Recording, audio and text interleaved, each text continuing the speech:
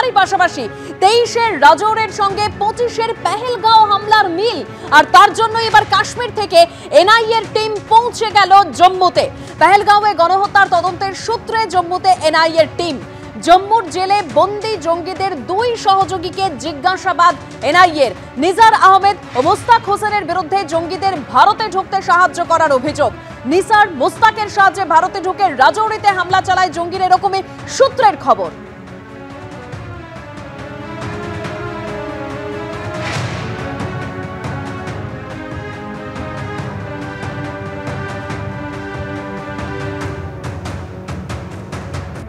NIA DG 3 দিন হলো তিনি এখনো পর্যন্ত পেহেলগাঁও ছাড়েননি, পেহেলগাঁওতেই রয়েছেন।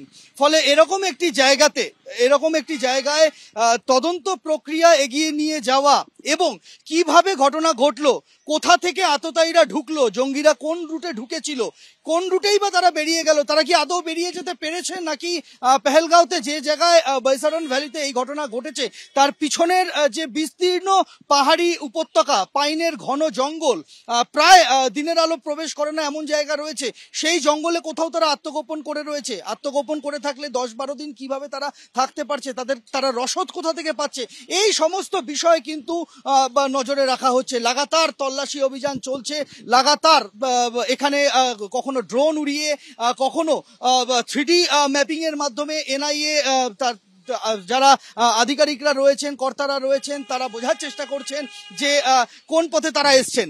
এর পাশাপাশি যে বিষয়টা আরো গুরুত্বপূর্ণ তা হলো এই যে যারা এসেছিলেন, যারা পাকিস্তান থেকে এসেছিলেন এই নাশকতাকে ঘটানোর জন্য, তাদেরকে আশ্রয় কারা দিল, তাদেরকে কারা রুট চেনালো, তাদেরকে কারা আগ্নেয়াস্ত্র এবং রসদ পৌঁছে দিল।